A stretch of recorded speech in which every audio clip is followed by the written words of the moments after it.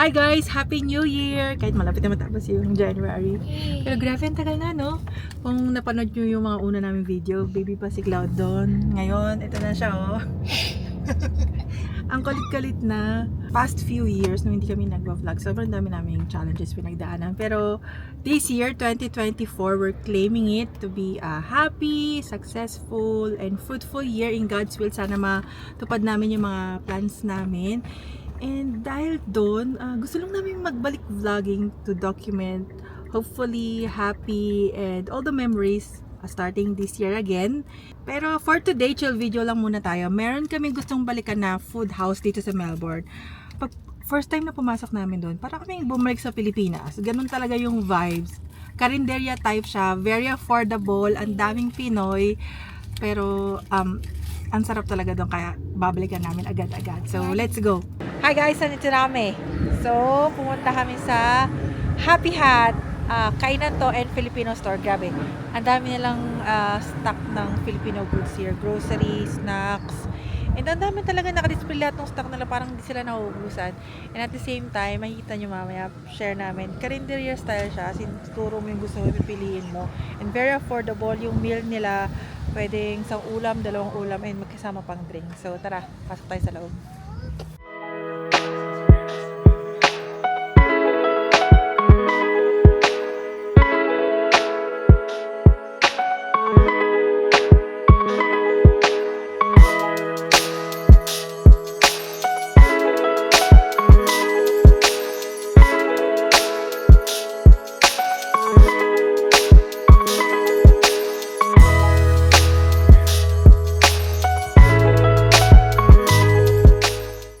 Hi guys! Merong sumalubong dito sa amin eh. Parang nakita siya kay Cloud. Dariyan kagad si Cloud ng sinigang. Hindi pa kami nag-order. Sinigang. Nag-bless kasi si Cloud. So, parang nakitan sa kanya, tuwa sa kanya. Binigyan na siya ng sinigang. So hindi na kami order for Cloud. Anyway, nag-order na kami. Ito talaga yung pinunta namin eh. Which is yung sisig at yung kaldereta. Last na yan. Last order na yan. Last order na yan. Buti nakakuha pa. Ang in-order ko, humba naman. Humba lang, tsaka rice. Tapos may kasama ng drinks. Ito, ano ba to? 12. $12 to pag isang ulam. Pero pag dalawang ulam with drinks, 15. Diba? Pwede na. Recommended to ng kaibigan namin. First time namin try and last order na kami. Buti umabot pa. So try na natin. Try na natin ang sisig.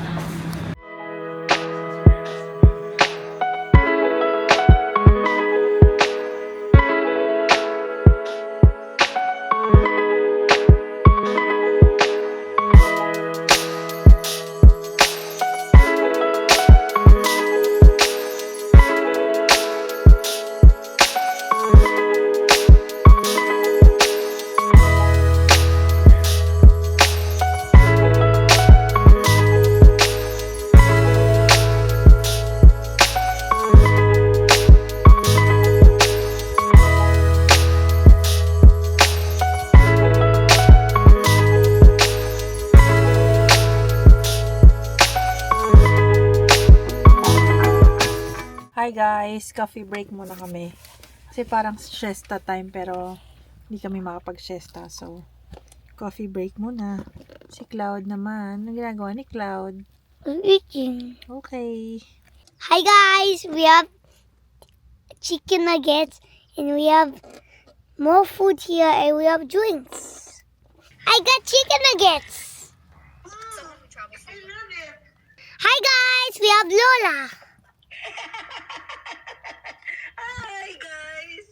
So, ganun lang guys. Nubos lang namin yung oras for errands and some important matters na kailangan namin gawin. Ngayon kasi prefer na namin yung isang araw, lalabas kami sa family, then isang araw. Pahinga naman kasi pareho na kami nag-work ni RC, kaya need na talaga namin na at least one day sa bahay lang kami. So yun, nag-lunch kami sa Happy Hat and then nag-coffee kami. Grabe, hindi na namin kaya nang walang coffee. Check namin yung bahay, quick stop sa park, and then nagsimba na rin kami para tomorrow pahinga na lang kami sa bahay. And ito nga pala, bumili kami ng konting snacks nun sa Happy Hat. Ito nga, nabuksan na nga ni Cloud eh. Itong, ano ba ito? Regent na assorted cupcake. Ito, inintroduce ko to kay Cloud. Gusto niya na rin to. You like this one? Yeah. Yung Mallows. And sinubukan namin tong i-try, yung Yemen nila. Gawa din to ni Happy Hut. And lastly, ito kasi si Cloud binuksan eh. Ito yung favorite ko doon na snack eh. Turon. Wait lang, pati natin. Kasi ang laki ng turon nila. So, ito yung turon. Grabe ang laki. Tawag ko dito, turon overload. Kasi ang dami niyang saging sa loob. Snacks na lang to ni Artie kasi nakain ko na yung isa. Hopefully, samahan niyo ulit kami sa susunod naming kwento. And thank you for watching. Bye! Bye! Bye ka!